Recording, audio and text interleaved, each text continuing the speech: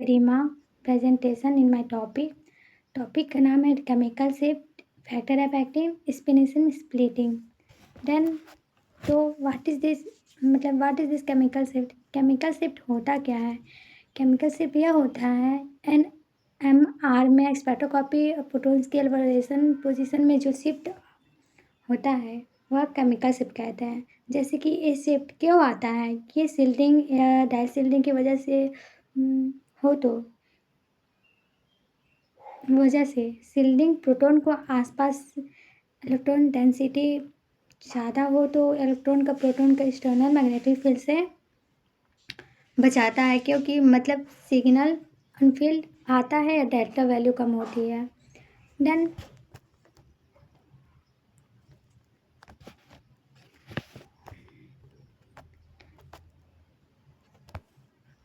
second point is the position of the signal is the spectrum help us to know the nature of the proton, which aromatic aliphatic accent to some electron attracting of the electron releasing group. Each of the types of protons will have a different environment and thus they are different field strength. Then next देखते हैं dacild protons. Thus protons are which don't induce magnetic field reinforce the magnetic field. Thus proton field higher magnetic field. मतलब इसका डेंसिल proton होता क्या है तो हम जानते हैं वो प्रोटॉन जिसके आसपास जैसे NO2 माइनस COOH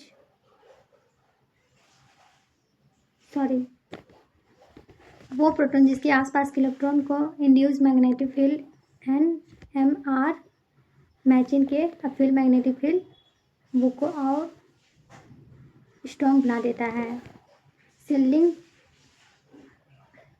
स्ट्रॉन्ग बना देता है। Then shielding shift the observation of upfield. This shielding shift the observation downfield to get an effective field strength necessary for observation. मतलब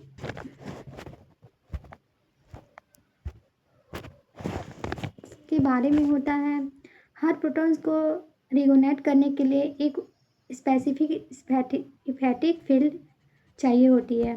शिल्डिंग या डाइशिल्डिंग इस इफेक्टिव फील्ड को चेंज कर देता है, इसलिए इंटरनल फील्ड ज़्यादा कम या ज़्यादा करना पड़ता है।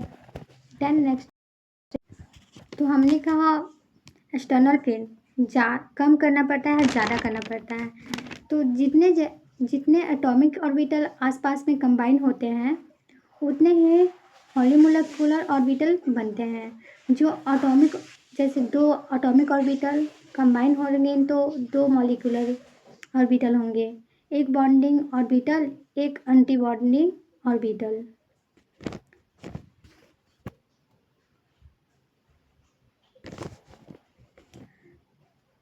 देन जितने एटॉमिक ऑर्बिटल जितना ज़्यादा इफेक्टिविटी ओवरलैप कहते हैं बॉन्ड उतना ही स्ट्रॉन्ग होता है।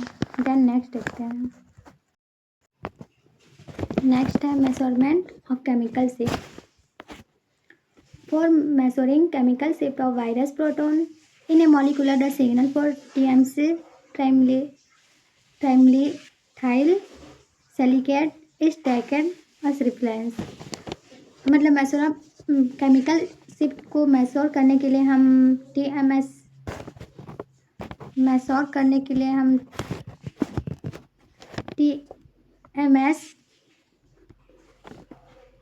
से सिग्नल को ओपन करते हैं, फिर भी बाकी प्रोटॉन को शिफ्ट को कंपेयर करने के लिए निकालते हैं। जैसे कुछ एग्जांपल है।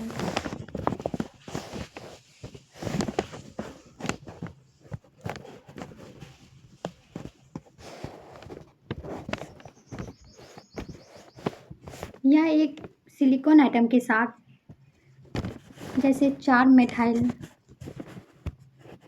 ये 4 मेथाइल हो गए।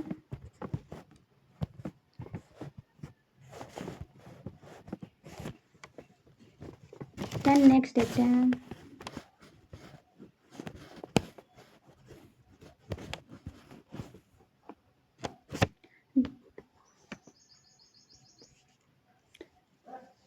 The difference in observation position of the proton with respect the CMN signal is called chemical shift delta.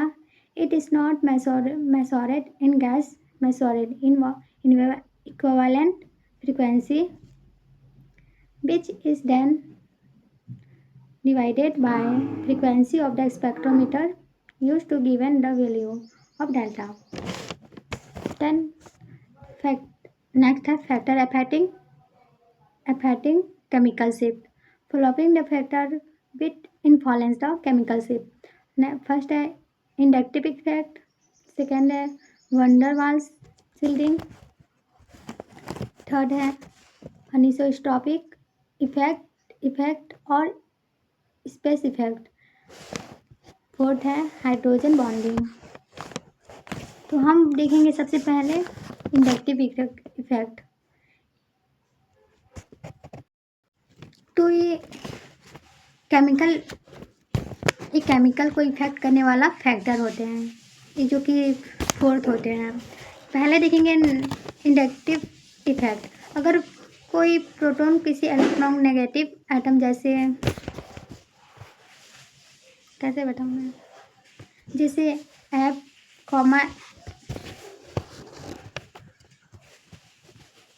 ClO के पास होता है तो एटम इलेक्ट्रॉन अपनी तरफ खींच लेता है। इससे प्रोटॉन के आसपास इलेक्ट्रॉन की कमी हो जाती है और ये डेंसिटी होती है।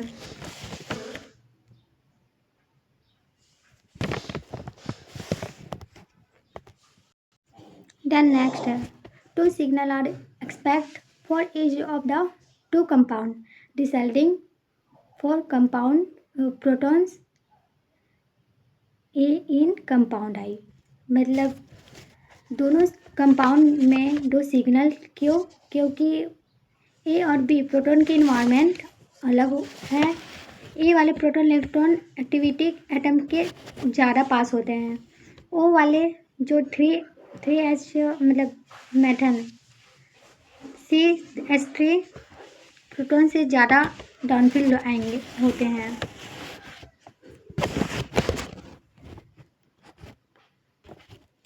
Then next is more than the four similar proton in compound.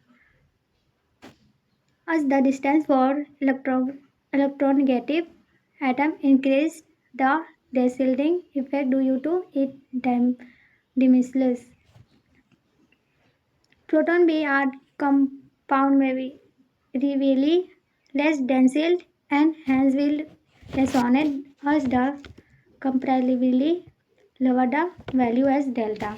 मतलब प्रोटॉन बी कम एप से दूर तो अपने इफेक्ट कम पड़ता है, तो आने वाले प्रोटॉन को ज़्यादा माइंड फील्ड, इसलिए NMR को सिग्नल राइट साइड अनफील्ड कम होता है। Then next van der Waals de-shielding. In overcrowded molecules, it is possible that some protons might be occupying strictly 100 position. Clearly, electron cloud of the bulky group, Haldring group, will tend to refill the electron cloud surrounding the protons. This such a proton will be de-shielding and this resonate as a slightly higher value of than expect in the absence of this effect। तो example है एक morphine alkaloid स्टोरीटाइट spectra. मतलब जब molecule ओवरक्राउड होता है तो कुछ proton ऐसी जगह पास आते हैं जहाँ बड़े बड़े ग्रुप उनके बहुत कुछ होते हैं, इसे स्ट्राइकली 100 पोजीशन कहते हैं। जैसे एग्जांपल, जैसे कॉम्प्लेक्स मॉलिक्यूल में या ये इफेक्ट दिखाता है, क्योंकि उनमें सिग्नल और ग्रुप बहुत ट्राइगली इफेक्ट होते हैं।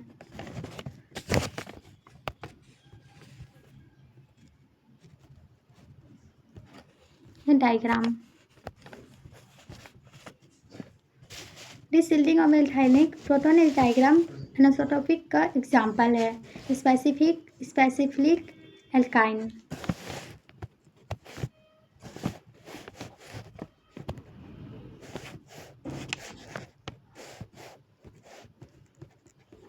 एल्काइन से है। इनमें एक्सटर्नल मैग्नेटिक फील्ड है जो NMR मैचिंग बनाती लगती है। नीचे से ऊपर जैसे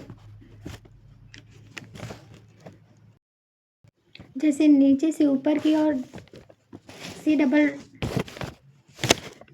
डबल बॉन्ड जब फॉल फील्ड लगता है तो CC इलेक्ट्रॉन कैलकुलेट करने लगते हैं। नेक्स्ट डायग्राम, ये डायग्राम एल्काइन के प्रोटॉन की शिल्डिंग में दिखा रहा है। ये एनिसोट्रॉपिक इफेक्ट का एग्जाम्पल है। यहाँ पर उल्टा दिखा रहा है। नेक्स्ट है NMR में जब nitrogen non valent hydrogen atom होते हैं तो उनकी मैग्नेटिक इंटरेक्शन से सिग्नल स्प्लिटिंग हो जाता है। इनको ही स्प्लिंग कैपलिंग या स्प्लिटिंग कहते हैं। एग्जाम्पल ले लेते हैं एक, जैसे 1,1 टेट्रो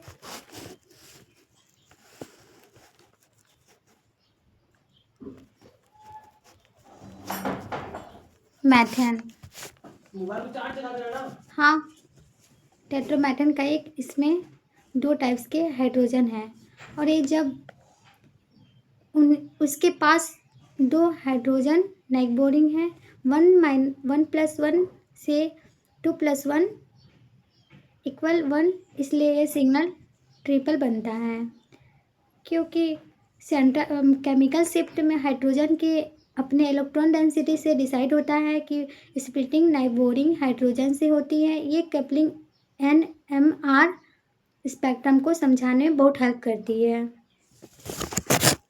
देन नेक्स्ट है पास्कल ट्राइंगल SN+1 रूल्स। तो इसका मतलब क्या होता है हम देखेंगे। Then the Pascal triangle is graphical device used to predict the radio highlights of lines and spin NMR pack. The 1+N+1 rule is used to predict the multiplication and communication with partial triangle splitting pattern for speak in NMR spectra status that it is given nucleus a coupled to a number. The multiplicity of the pack is not 1+N+1। जैसे हमने N+1 rule देखा तो NMR में signal कितनी lines में splitting होता है वो नंबर 1+1 में देखेंगे। मान लो 1N इक्वल नाइट्रोजन कार्बन पे नॉन इक्विवेलेंट हाइड्रोजन का नंबर जो 3 बॉन्ड तक दूर हो वो मल्टीप्लिसिटी N+1 होता है। मतलब अगर किसी हाइड्रोजन के बगल में मान लो 2H है तो उसका सिग्नल 2+1 इक्वल 3 में यानी ट्रिपल होगा।